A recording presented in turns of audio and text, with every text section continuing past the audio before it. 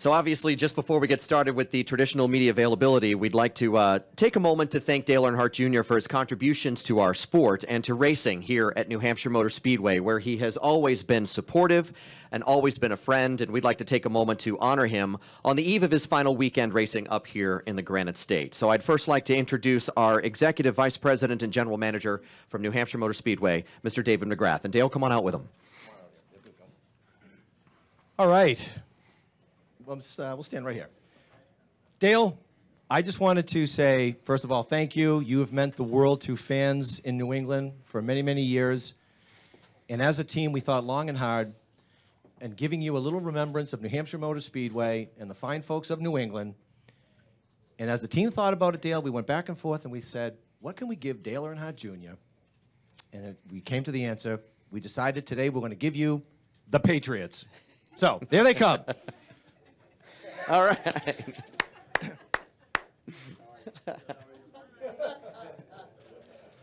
So we're going to make a series of presentations, Dale, real quickly. The first thing we're going to give you is a powder horn, used by the Patriots, used by Minutemen when they put their gunpowder into their muskets. That is engraved with your name. That is made right here in New England.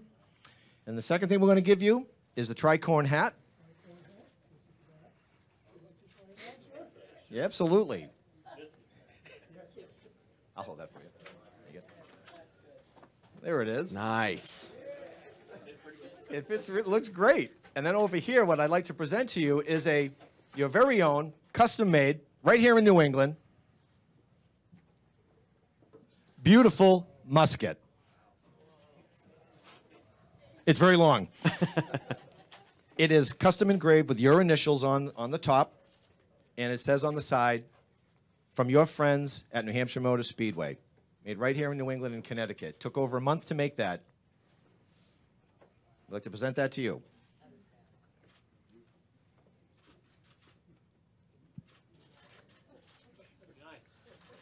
Excellent. So if Dale and the Minutemen would like to pose for just a moment for photos. Dale, that's a real operational gun, by the way, just so you know. And it is not loaded at the moment.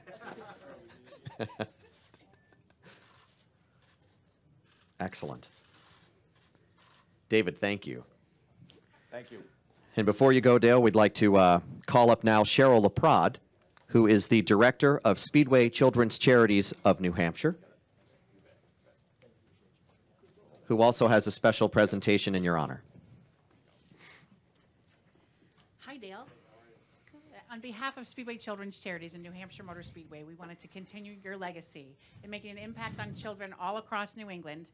And working in conjunction with the Dale Jr. Foundation, we are renaming one of our signature annual events that we do here called the Safe Kids event. And we're renaming it, and we'd like to introduce the new name is the Dale Jr. Foundation Safe Kids 301.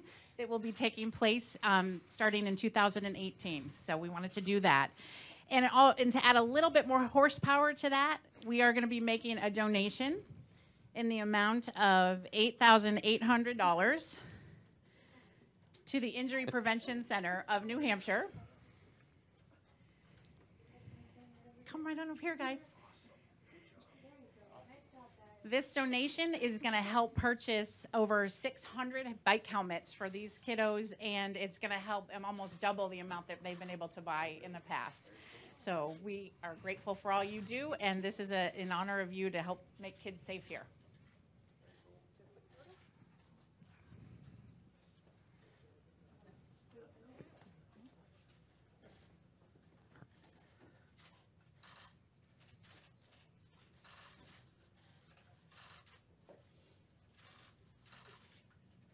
Perfect. Thank you. Cheryl, thank you very much. Dale, we'll give you the microphone, and before we turn it over to the media presentation, perhaps just a few thoughts. Sure. I know we caught you off guard, and maybe I'll just ask you this question as you give your final thoughts of when the dust settles on this season and you're looking back, how you might reflect on your days here at New Hampshire Motor Speedway. Oh, man. Well, first off, the musket, that's really pretty awesome. Don't have one of those in my collection. I think that's something I don't, I might have the one up on Truex. Me and him are hunting pals. So have to see what he thinks about that. But also the donation, stuff like that. We've talked over and over throughout mainly the back half of the season about how we really appreciate the tracks doing something within their community and helping folks in this area means a lot to me. That the track went that direction, and it's a really great idea. I just got done riding 32 miles with Jimmy and Matt and Daniel Suarez, so I was a little sad to see the chair wasn't here when I walked in because I was certainly ready to. I've been ready to sit down, but that's gonna buy a lot of bike helmets, and that's critical. That's gonna save some kids from injury, and I'm certain of it. And it'll also promote to those kids that continue to cycle throughout their lives to do it in a safe way, and it'll promote that to their friends as well. So this will make an impact far beyond what we can imagine, and I really appreciate the track doing something like that. It means a lot to me. So thank you very much. The track's been great. To be honest with you, I really have enjoyed racing here.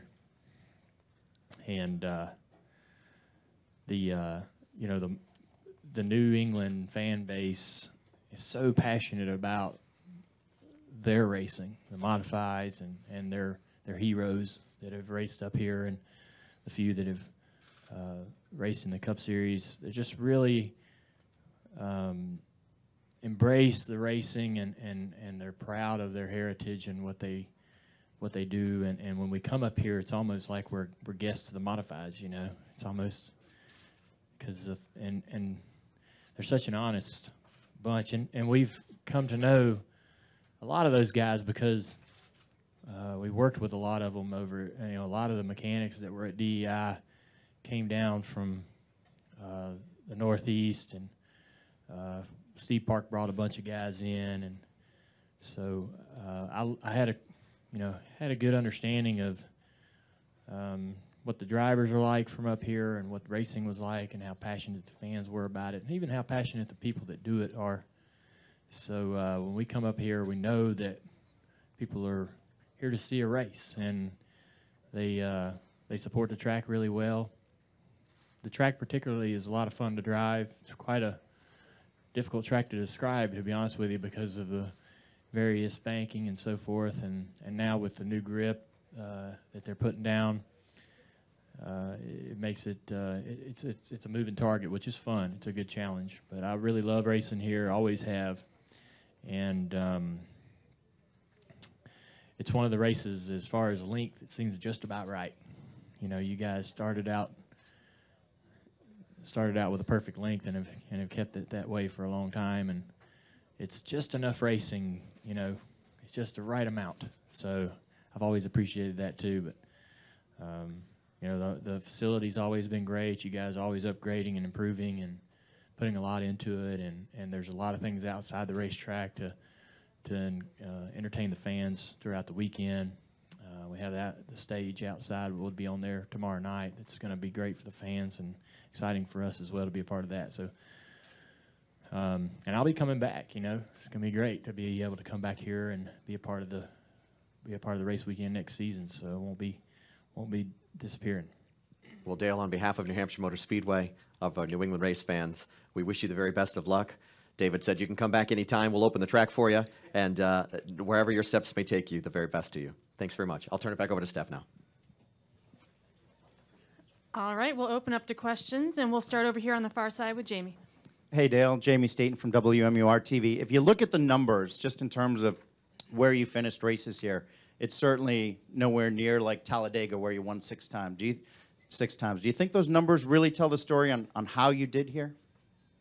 I don't know. I don't think that the numbers on a page really tell the story well about anything. So you just have to have lived it, and there's been a lot of memorable moments here for me, a lot of close, almost wins. Had some cars that should have won probably on a few occasions. Led some races here, run well. Times we had really great cars, someone just had a little bit better race car. But And we got a pretty good one here this weekend. I'm pretty excited. The car come off the trailer real comfortable and fast. We went to a simulator and tried some things that we really think were going to help us. Brought some of the ideas that seemed to make our car good in Richmond here.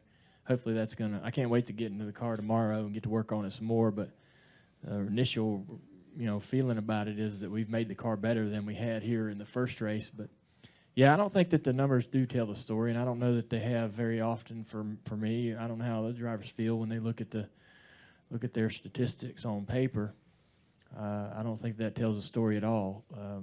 There's a lot of things that happen in races, and you can't see that by just looking at the results. But certainly have had some great cars here. It's a good track that I find challenging, but it's a fun challenge to try to figure out how to get around the corner. We'll go here to the middle and then to Dustin. Paul Lambert from Short Track Scene. Dale, you mentioned the modifieds. You've been such a good drafter over the years. Do you think we could ever see you in a modified car at New Hampshire? I don't think so. I'm retiring from Cup driving, so I don't think I'm going to be surprising anybody by showing up to any of those other races. You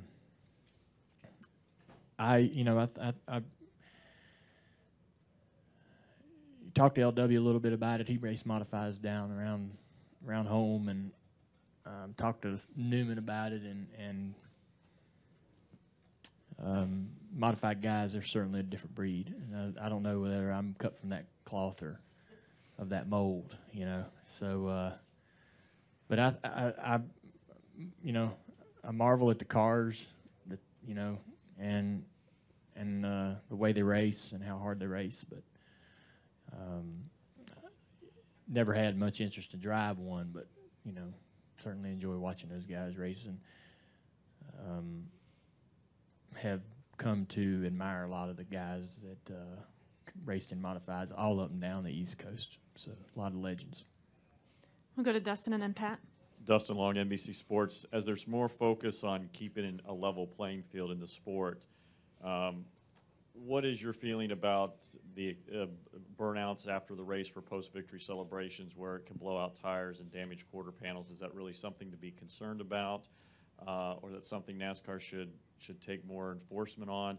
And if you win, what's your burnout going to be like? Well, that'd be like all of the burnouts. I've never blowed out the tires on purpose.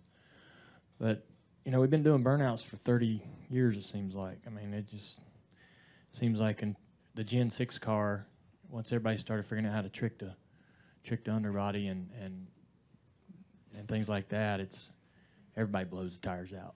So, it's just hard for me to see the logic in.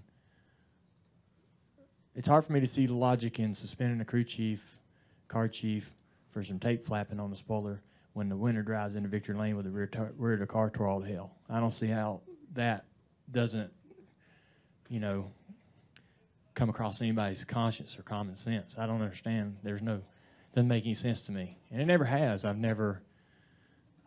been kind of waiting all this time for NASCAR to eventually say, look, we just rather you guys not blow the tires out.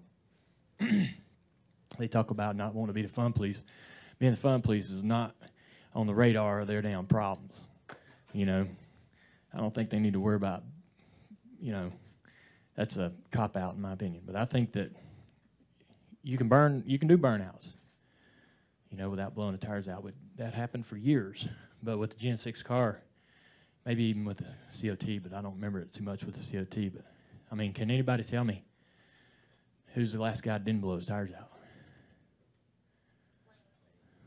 First Pocono race. The guy, I mean, will they blow them out at the end of every race this chase playoffs? I mean, that's just the new norm? It didn't really bother me till I thought about it. I'm like, the 24 is going to get suspended, crew chief, car chief, for this tape mess, and the winner of the race is riding in the victory lane with the damn rear of the car tore all to hell. You can't even take it. And I love Martin, and it ain't about Martin. I mean, every guy out there is done it. So I don't know. I don't know there'd be a very popular opinion about it, but that's how I feel. Why is it a cop-out? You said it's a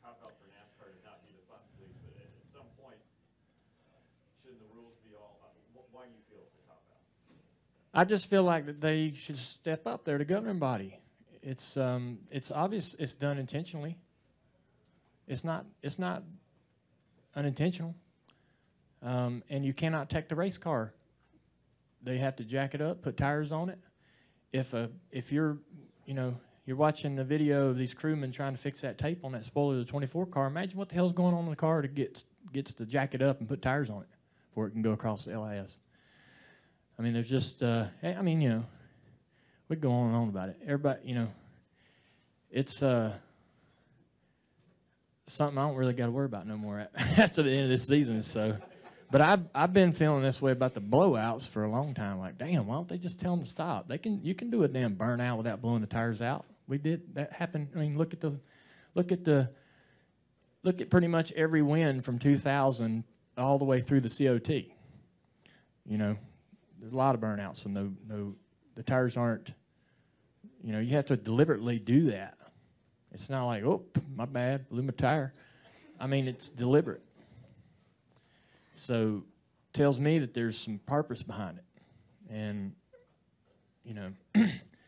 I don't know why it's so hard for NASCAR to say, look, man, do some donuts. You can do donuts without blowing the tires out. But you don't have to blow the tires. But, until they tell them not to do it, it's fair game. But it just upset me with what happened to Chase and how they sort of got zeroed in on when all this is sort of going on right under everybody's nose. Doesn't make any sense. We'll go to Pat and then Amy and Jerry.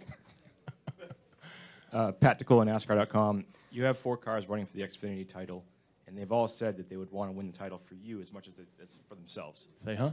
They all want to win the title for you as much as for themselves. That's good. That's said, I'm yeah. the boss. Yeah. I'm glad they said that. Yeah. Well, to that point, what does it mean to you to have such loyal employees? Oh, well, I mean, on the Xfinity side, it's a smaller company. It's still, even though we've got 150 employees plus, it still has that family feel to it. So, I think eventually you get so big, it's hard to hold on to that, and it gets to become more of a business, and you see less and less of everybody because it's just so damn big. You can't get around everybody.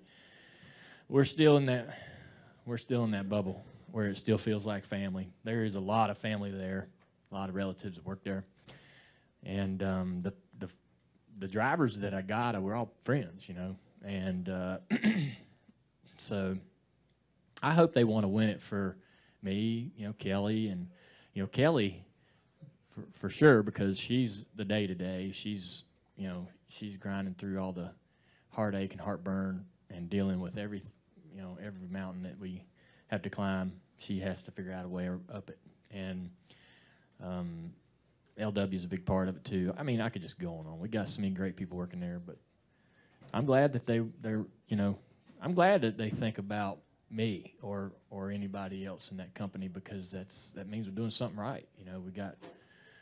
We got our people feeling good. When there's a driver out there that don't have that connection to his owner, there's something wrong, something missing. So I guess we're doing something right. We're treating our folks good, so they want to do well for you. That's the way I feel about Rick. I mean, I have a love and a relationship with him that makes me want to go out and do right. And when I don't do well, I want to apologize to him. And even though it's not necessary, it's just the feeling you have, because you feel like you just always want to make him proud. So I get it. Yep. We'll go to Amy. Amy Harrop, Race for Weekly. So looking back on your past at New Hampshire, do you have a favorite racing memory here? And also, what are you going to miss most about New England? Not necessarily the racetrack, but coming back here to New Hampshire. Well, I'm going to keep coming back. So I know it'll be in a different perspective for me, but it'll be fun. I'm going to see it from a different angle and experience a race weekend at all these tracks. And we'll just say, pointing out New Hampshire, I'm going to see and experience this race and this weekend differently, and in a whole, it'll be fun. It'll be enlightening and an eye-opening experience. Every time I've been in the booth or around those guys, I've been blown away and overwhelmed, and it's more fun and exciting than I could imagine, and all those things. So I'm excited to come back and go through this process next year and go to all these tracks. But what I will miss is just being in the garage, working on the cars and working with the guys and trying to get through the weekend and get the car fast. And the racing here is, really fun, to be honest with you. We have a pretty good time out there trying to figure out how to get around it and racing everybody, trying to catch a guy and figure out a way to get around him. It's really challenging. It's one of those tracks where it's hard to pass, but in a fun way, which is rare. Usually where a lot of tracks where it's hard to pass, you're not really enjoying that too much, but you can get to people and catch them, and you just got to work your way around them, and it's like old school, kind of has that old school short track feel, even though the straightaways are forever. Still has that short track feel to it. Go to Jerry. Jerry Jordan, KickingTheTires.net and PRN. Non-racing question. I missed this podcast that you did, but apparently you've talked about how going to Charlotte Douglas Airport is fun and you like flying commercial. Can you elaborate on that? Because the rest of us might disagree. Right, I'm sure. So, of course, I don't fly commercial that often. I'll just be quite honest and upfront about it. I don't fly commercial that often, so when I do, I'm like, man, this is going to be neat. And Amy's like, oh, no, it ain't. You're not going to like it. Wait till this happens, that happens, and she's just naming things that I know that that happen. But I just, I enjoy. I don't mind doing it. I like to do it, and especially flying in and out of Charlotte, we get to go by Whiskey River. I don't really get a lot of time to go by there and see what's going on, and but the sitting around and waiting on the gate to open and all that stuff, I've not done it enough to hate it. So that's really where it is. And yes, I'm spoiled would be a good way to put it, is to be quite honest. But we'll, certainly as I go into this new chapter in life, and get further down the road, I don't know that owning a private plane is a long-term situation for me, or so I'm understanding that there'll be gonna be some more commercial flights in my future. So maybe one day I'll grow to hate it, but for now I don't mind it too bad. Do we have any final questions for Dale? All right, Dale, thanks for joining us. Good luck on Sunday. Thank y'all.